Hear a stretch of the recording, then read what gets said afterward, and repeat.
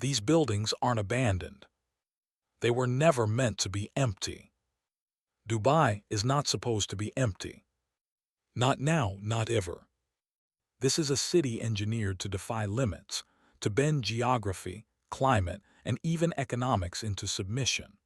A place where artificial islands bloom in the shape of palm trees, where indoor ski slopes operate in the middle of the desert, where the skyline itself feels like a declaration of dominance over reality. And yet, across multiple districts, something doesn't add up. Lights are still on, but windows are dark. Streets are perfectly clean, but strangely quiet. Entire residential towers appear occupied but feel hollow. These aren't abandoned ruins. They're something far more unsettling. They're functioning emptiness. Because while the world still sees Dubai as a symbol of unstoppable growth, there are now clusters, entire zones where the people are quietly disappearing. Not dramatically, not suddenly, but steadily and almost invisibly. Dubai is not supposed to be empty. Not now, not ever. This is a city engineered to defy limits, to bend geography, climate, and even economics into submission. A place where artificial islands bloom in the shape of palm trees, where indoor ski slopes operate in the middle of the desert, where the skyline itself feels like a declaration of dominance over reality. And yet, across multiple districts, something doesn't add up. Lights are still on, but windows are dark. Streets are perfectly clean, but strangely quiet. Entire residential towers appear occupied but feel hollow. These aren't abandoned ruins. They're something far more unsettling. They're functioning emptiness. Because while the world still sees Dubai as a symbol of unstoppable growth, there are now clusters, entire zones where the people are quietly disappearing. Not dramatically, not suddenly, but steadily and almost invisibly. To understand why this matters, you have to understand what Dubai actually built. Because Dubai was never just a city. It was a model, a controlled experiment in hyper-accelerated growth. In just a few decades, it transformed from a modest trading port into a global financial and tourism hub, without relying on the same structural foundations that built older cities. No deep industrial base. Limited natural resources compared to its neighbors. A population that, in large part, was never meant to stay permanently. Instead, Dubai built something entirely different. A city powered by flow. Flow of capital. Flow of people. Flow of opportunity. Everything in Dubai was designed to attract, not necessarily to retain. Real estate wasn't just housing. It was an asset class marketed globally. Residency wasn't permanent. It was conditional, flexible, and often temporary. Growth wasn't gradual. It was exponential, front-loaded, and highly visible. And for a time, it worked flawlessly. Mega projects rose from the sand at a pace the world had never seen. Investors poured in from every continent. Luxury became not just a lifestyle, but a baseline expectation. Entire districts were master-planned with surgical precision. Marinas filled with yachts. Financial centers modeled after global capitals. Residential zone designed to house waves of international professionals. Each cluster had a purpose. Each zone had a narrative.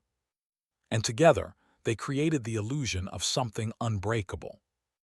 Because from the outside, Dubai didn't just look successful. It looked inevitable. But here's the part that often goes unnoticed. A system built on constant inflow is only stable as long as the flow continues. The moment that flow slows, even slightly, the effects don't appear everywhere. They appear in pockets. Quietly, subtly. At first, it's just fewer lights on at night. Then it's shorter lease durations, higher turnover rates, buildings that look full on paper but feel empty in reality. Not abandoned, just underused. Because unlike traditional cities, where communities anchor people in place, Dubai's model depends on something far less tangible. Confidence. Confidence that the opportunities will keep coming.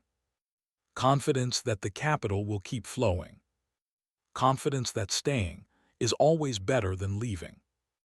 And when that confidence begins to fragment, it doesn't collapse the entire city. It reveals which parts were never as solid as they seemed. In the next section, we're going to step inside these clusters, one by one. Not the ones featured in tourism ads, but the ones where the silence is starting to echo, where the numbers still look strong, but the reality on the ground tells a different story. The shift doesn't begin in the headlines. It begins in the margins, in places that were once marketed as the next frontier of Dubai's expansion, zones designed not just to support growth, but to anticipate it. And today, those same zones are where the silence is easiest to hear. Take Dubai Silicon Oasis. Originally positioned as a tech-driven ecosystem, a hub for innovation, startups, and knowledge-based industries, on paper it still functions. Offices are leased, apartments are occupied. But walk through parts of it today, and something feels off.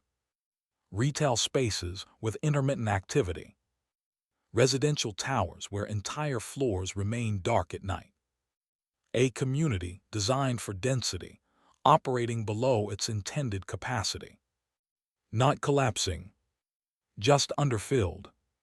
Then there's International City, a massive residential development built to accommodate waves of middle-income expatriates, organized into themed clusters, each representing a different country. At its peak, it was one of the most densely populated areas in Dubai. Today, it tells a different story. High tenant turnover, short-term occupancy cycles, units that shift hands frequently, not because of demand pressure, but because of instability in staying. It's not that people don't come here. It's that they don't remain. Move outward, and the pattern becomes clearer. Dubai Investment Park, once envisioned as a self-contained industrial, commercial, and residential ecosystem. A place where businesses and workers would coexist in a synchronized loop. But in parts of the park, that loop feels incomplete. Warehouses operating below capacity. Residential areas with uneven occupancy. Infrastructure that exists but isn't fully utilized. The system is intact. The demand is not. And then we reach Jumeirah Village Circle, often abbreviated as JVC. A community that exploded in popularity during Dubai's property booms. Affordable, accessible, and rapidly developed. From the outside, it still appears active. Construction continues. Listings remain abundant. But internally, a different dynamic is unfolding. Units are frequently rented short-term. Residents cycle in and out at increasing speed. A sense of permanence is missing. It feels less like a neighborhood and more like a holding zone. Individually, each of these areas can be explained away. Different target markets, different price points, different development timelines. But together, they reveal a pattern. These are not random fluctuations. They are clusters of softness forming inside a system that depends on constant pressure. And softness in a system like this spreads differently. It doesn't trigger alarms. It doesn't crash prices overnight. Instead, it manifests as lower real occupancy than reported, higher reliance on short-term tenants, increasing gaps between supply and actual usage. The buildings are there. The infrastructure is there. The capacity is there. What's missing is anchored presence. Now consider this. Dubai's population is famously transient. A large percentage of residents are expatriates tied to employment, business opportunities, or investment incentives. Which means, when conditions change, even slightly, people don't hesitate. They adjust. They relocate. They downsize. They leave. And when enough individuals make those micro decisions at the same time, entire districts begin to feel it. Not as a crash, but as a quiet vacuum. And it's not just mid-tier or peripheral zones. Even more ambitious developments are showing early signs of this phenomenon. Dubai South, a mega project built around the vision of becoming a global logistics and aviation hub, tied to the expansion of Al Maktoum International Airport, designed to host millions. But the timeline of that vision has stretched. And in that gap between expectation and reality, entire residential and commercial zones have developed ahead of demand. The result? Infrastructure waiting for a population that hasn't fully arrived. Then there's Business Bay, a district positioned as Dubai's answer to Manhattan, a dense financial and commercial core. And in many ways it succeeded. But even here, beneath the surface activity, the same signals appear. High unit turnover, short leasing cycles, a growing dependence on transient occupancy models. Because even in prime locations, stability is no longer guaranteed. Let's be clear. This is not abandonment. Dubai is not turning into a ghost city overnight. The malls are open. The flights are landing. The skyline is still expanding. But that's exactly what makes this more complex. Because what we're seeing is not a failure of visibility. It's a shift in structure. A system that once relied on continuous expansion, now managing uneven distribution of presence. Some areas remain vibrant. Others begin to thin out. Not because they were poorly built, but because they were built for a version of the future that is arriving more slowly than expected. And this is where the real question begins to form. If these clusters are not failing individually, then what is causing them to drain collectively? What is the underlying force that connects a tech hub, a residential district, an industrial park, and a financial center, and produces the same subtle outcome? In the next section, we move beyond the visible patterns, because the answer doesn't lie in real estate alone. It lies in something far more fluid: the movement of global capital and the behavior of the people who follow it. At first, it looks like a real estate story. Vacancies, turnover, underused buildings. But real estate is only the surface. Because in Dubai, property doesn't operate independently. It moves in sync with something far more powerful: global capital flow. And capital doesn't behave like people. It doesn't settle. It doesn't build roots. It doesn't stay because it feels comfortable. It moves relentlessly toward opportunity, away from risk, and most importantly, toward confidence. For years, Dubai positioned itself as one of the most efficient entry points for global capital. Low taxes, high liquidity, strategic location between East and West. A place where money could arrive quickly, multiply, and if needed, leave just as fast. That flexibility wasn't a flaw. It was the core feature. But here's the trade-off no one talks about.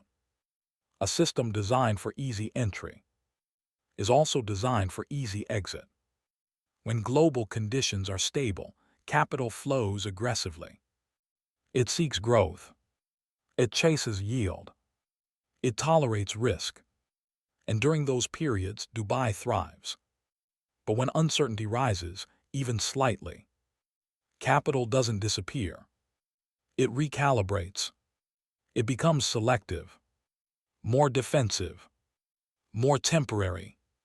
Instead of long-term commitments, it prefers short-term leases, liquid assets, flexible exposure.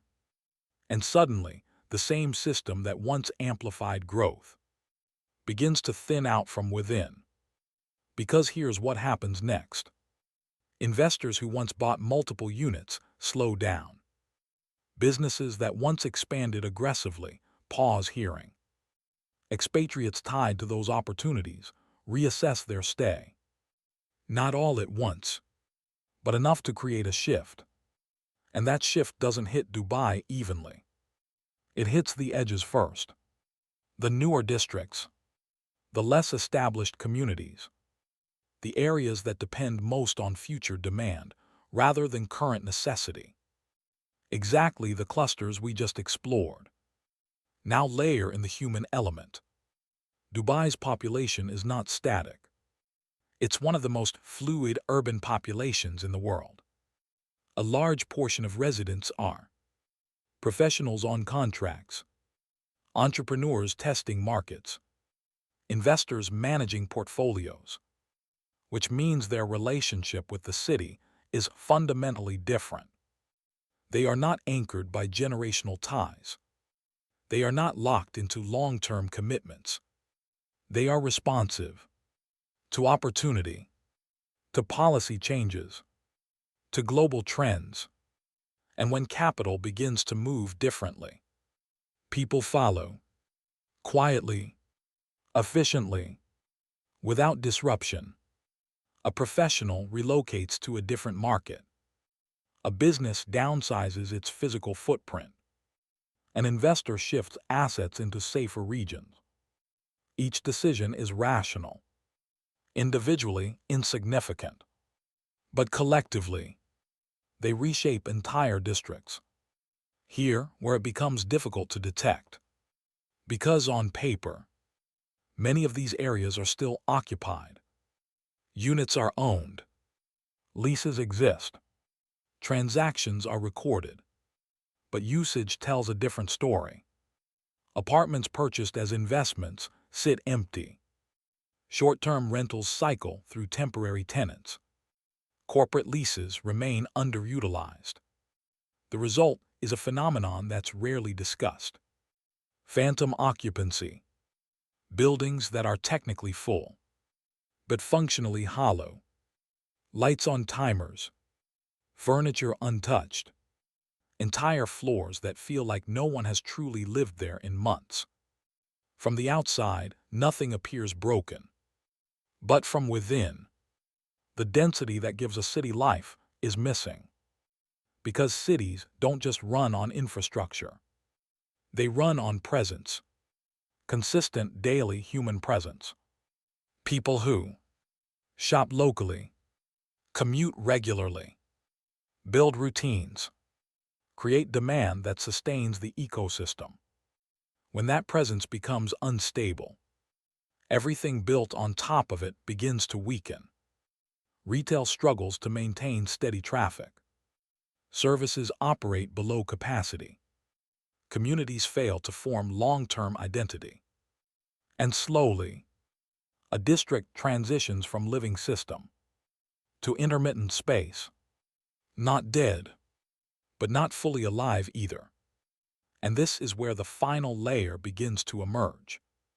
Because what we're seeing in these clusters is not a coincidence.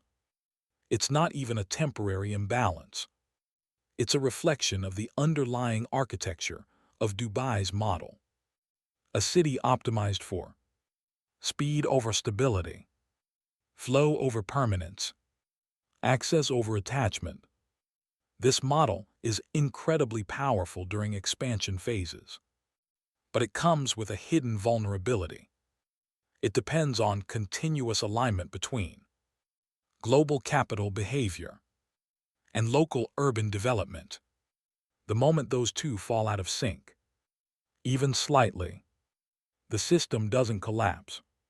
It fragments into strong zones and soft zones. into high-density hubs and hollow clusters, into visible success and invisible decline. And the most dangerous part, fragmentation is easy to ignore. Because the success stories are still visible, the skyline still grows, the luxury still sells, the narrative still holds, while quietly, entire clusters begin to drift into silence. 1530, transition to final reveal. So this isn't just about empty apartments, or underused districts, or temporary fluctuations. It's about something deeper. A city that mastered the art of attracting the world, now navigating what happens when the world becomes more selective. In the final section, we're going to confront the question that sits beneath all of this. If Dubai's model is built on movement, what happens when movement slows? And more importantly, what replaces a system that was never designed to stand still? Dubai was designed to accelerate. Every policy, every incentive, every skyline-defining project was engineered around one assumption: that momentum would continue. Not indefinitely, but consistently enough that any slowdown would be temporary, manageable, reversible. But what happens when the slowdown isn't dramatic? Just persistent. Not a crash, but a drag. Because here's the uncomfortable truth. Systems built for speed don't always adapt well to stillness. They don't break instantly. They stretch. They redistribute pressure. And over time, they begin to reveal where the structure is most dependent on motion. In Dubai's case, that dependency is clear. Continuous inflow of capital, continuous arrival of residents, continuous expansion of opportunity. Remove even a fraction of that continuity, and the effects don't appear at the center. They appear in the periphery, in the clusters we've been tracking. This is the paradox we started with. Dubai doesn't look like it's slowing down. In many ways, it is. Major projects are still announced. Tourism campaigns are still aggressive. Luxury markets still generate headlines. But beneath that forward motion, there's a second layer of reality. A redistribution of where activity actually concentrates. Fewer people spreading across more space. More infrastructure competing for the same demand. More developments reaching completion without proportional absorption. And that creates a subtle but powerful shift.